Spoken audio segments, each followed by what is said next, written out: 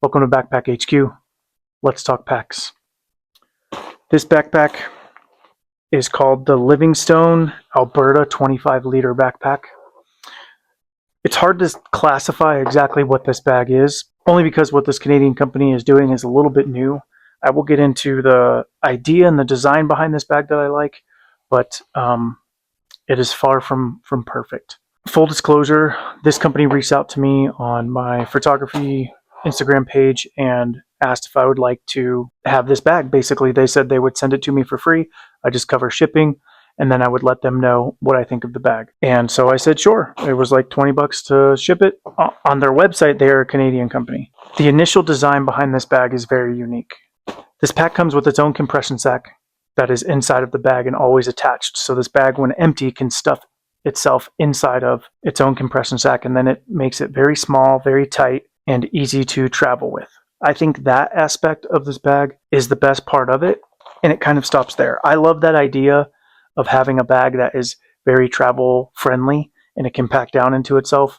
I love things that are modular. I love when things can change or have more than one purpose, or if they can change form to fit better. If you are a day hiker who maybe is living van life or rooftop tent or just out of your vehicle, or if you're just traveling light with just a backpack, this would be great to stuff inside of it, because then it's just sort of a day hiking bag, and that's really what they intended it to be. Now, the 25L claim, I'm not too sure is a proper alignment, just because I wasn't able to fit everything I fit in other 25L bags into this bag. The vision is there for this company, but the bag doesn't fully execute. Online, they claim that it is 19 by 11 by 8. I found that it is 17 by 10 by 8. It is maybe 19 if you're really stretching this from here to here. That's about when I get 19, but just the bag itself and the capacity, I got about 17. And then across was much shorter too. It was like 10 and a half, 10. Not that full 11, but it is about 8 inches deep. And I have about what you would expect a day hiker to take in here, or simulated to take in here. They say this bag is made out of tear-resistant nylon. I think that's true. I don't know exactly what, like if it's 550 or 600D nylon, or they don't mention that. The material itself, I don't see it really ripping. Obviously, like punctures are a little bit different, but it is water resistant. It is tear resistant, but the quality of how they built this pouch, or how they built this bag, is just not really there. I know I harp on stitching all the time. Everything in this bag is single stitched. So where that falls short is in its ability to carry weight, which is what you need a bag to do. Almost any backpack that is single stitched everywhere on the bag, you're asking for failure. Bags are designed to be able to hold weight and resist that weight against gravity. And when things aren't tight to the bag, when it's not double stitched and it's only a single stitch, it's very easy to tear. They say they're a Canadian company, but it shipped from Texas. The package, when I opened it, and the sleeve it was on said it was made in China. So I don't know exactly where their stuff is made from. I did reach out to them after I tried the bag. I tried explaining myself in an email first. They didn't get back to me, so I just sent them the messages on Instagram and said, hey, these are sort of the flaws that I found with it. Number one, immediately upon opening the bag, these lightweight shoulder straps, which are mesh and designed to be fairly light so that you can have some airflow, they're a little too light. It's all single stitched in here. And then these little straps that go across are meant to hold like a hose, or if something's coming down, just a clip point. And these immediately ripped. You can see here, these ripped with just no, I was just taking it out of the package and they ripped off, both of them immediately. So you can see this one's hanging on by a thread, and super easy. I just ripped that. This one's also hanging on by a thread that ripped immediately coming out of the bag. So that was an issue. I knew this bag wasn't really going to hold up to a true 25L. Just from taking it out, some single stitch stuff already came apart. I did take it out on a day hike, and I just filled it with some sort of generic day hike stuff to simulate what I would put inside of a backpack. I knew I wasn't going to be able to go do a full day hike that I like to do with this, so I just took it out, took some pictures, did my review, and sent it back to them. Now, the backpack does have 2 side water bottle pouches, and they both do fit a Nalgene if you pack it correctly. And it feels a little bit reinforced. There's a single stitch line here, but I think there's another double stitch line in the middle there that actually gives this stretch pocket some rigidity. Probably the strongest part of the whole backpack. But everything along the connecting points. Oh, here, oh, right here, there's some fraying coming off as well. So, I mean, that's just one Nalgene. If you're going to put two in there, that's more weight on the bag. That's more strain on the bag and on those stitch points. So even though it does fit a Nalgene, it does fit a Nalgene in both sides. That kind of takes away from the capacity on the inside of the bag. On the outside, they do have this front pouch. I did try to ask them like sort of their design thoughts and processes behind it. Like I said, they didn't get back to me. That's not to say they won't. I'm not saying anything necessarily bad about the company. It's just wasn't made the greatest. I think they kind of rushed it to market. This front pouch, I believe they said in one of their messages, is meant for hydration. I just put a rain jacket in there.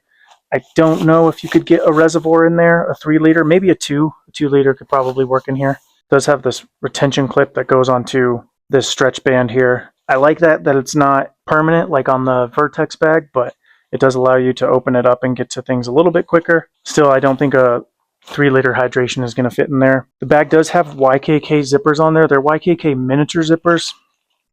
They're very, very tiny. It took me a while to even just see the YKK branding on there. And the zipper itself is sort of like this attempt at a waterproof zipper. It has that really tight, like almost scuba gear lining on there so that when the teeth close, it is very tight. They don't claim it to be waterproof. They do claim water resistant. Unfortunately, where these two zippers meet in the middle and where they touch, there's still, it's probably hard to see on camera, but there's still a hole there. And so it's not ever going to be fully closed. So even with just like rain, if you're near a waterfall, there's some splashback, you're on a boat, whatever you're taking this bag to go do, there's a fail point right there because there's a hole into the bag. The shoulder straps here are all single stitched. The only part that is actually double stitched on here is this carry handle. So that's good, I guess. I'll show you what I packed in there for this miniature day hike. As soon as I opened it and there were fail points on stitch marks that were already failing, I knew I wasn't going to load it out exactly as I would with a day hike, but just sort of simulated some stuff to see. I threw a microfiber towel in there. I have a few pouches to simulate if you were bringing, water, camera bag, food, lunch, maybe a stove. There's a med pack here as well. And then I also put a sweater in here. And that was about as tight as I could, or as full as I could get this bag. Pretty minuscule for day hike stuff. I mean, it really depends on what you like to pack. I like to bring just a little bit more than probably the average person. But if you're just one of those people that can get up and down a 14er in 3 hours and all you bring is a granola bar and a bottle of water, this pack would probably be great for you. Inside there is just the one empty cavity. And then they do have just like sort of a wallet pouch or a cell phone pouch at the top there. I think that's kind of cool. I mean, at least there's something inside. Also inside is the attached compression sleeve. And this whole backpack does fit into this compression sleeve.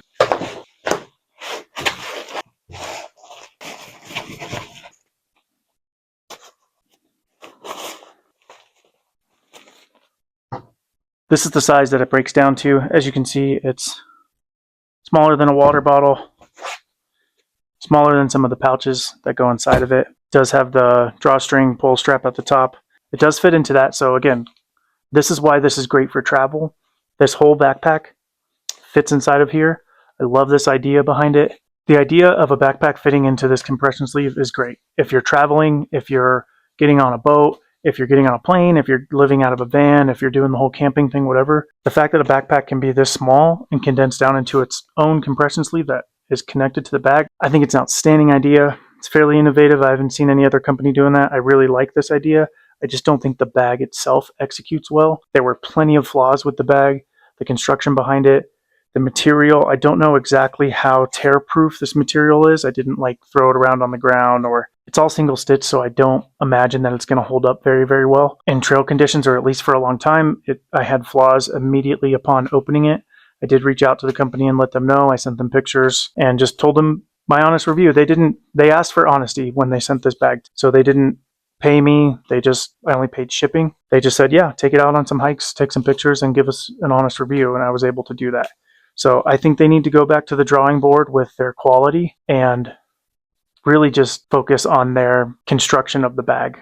Throw an extra line of stitching around the whole thing. Everywhere where there's a connection point on here needs to be double stitched. The buckle straps where you tighten the backpack to your body or to your shoulders actually don't hold tension, and they just come loose. as well. So that's another thing that I brought up to them. I don't think those are YKK buckles that they use on there. They do use YKK zippers. They might want to look into some better buckles as well. The strap is also just a single nylon strap. Not great for retention because it's very sort of a slicker material and it can just come in and out. As soon as I put the bag on and I sort of just lifted my arms up, the retention came off and the bag was hanging like super low behind me. Didn't use it for very long. I used it for about a 30-minute walk. I think, again, the idea is great. It's compact, it's small, it comes with its own drawstring case. The notion behind this is pretty cool, especially if you're someone that can pack fairly light. If you're someone that's fairly active, you're used to the trails, you just go out with like a light snack and maybe a rain jacket and some water. I don't think you want to be a heavy or intense hiker. If you're someone who likes to carry a little bit more gear,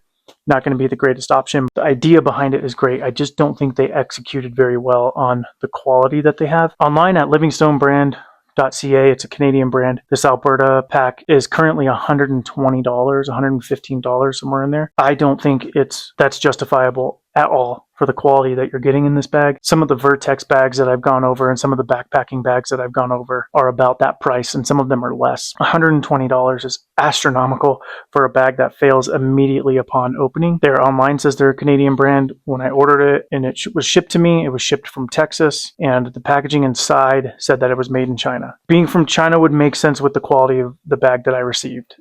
It is not great, and I cannot justify saying that it is worth $120. Don't even think it's really worth $30 or $40. I have some $40 and $50 bags that have held up much better than this, and even though they've started to tear eventually, it took years before they tore. So right now, don't even think it's a $30 bag. I would not take this bag even for a quick day hike, with the flaws that I had immediately from opening and the flaws that I am foreseeing with this bag. I think this bag is a great example to show you that not every bag that is extremely expensive justifies that price or means that it is a higher quality. That's why I try to tend toward to show you more affordable bags around 150 or less that work much better than a bag like this. For the average hiker who's going to go out for a day bag and spend $115 to $120 on that bag, it needs to hold up, can't rip right out of the bag. There needs to be some durability and some accountability when people are paying those kind of prices. So that's why sometimes I focus on more budget-friendly bags. This is a great example of a bag that is not budget-friendly, not worth the price.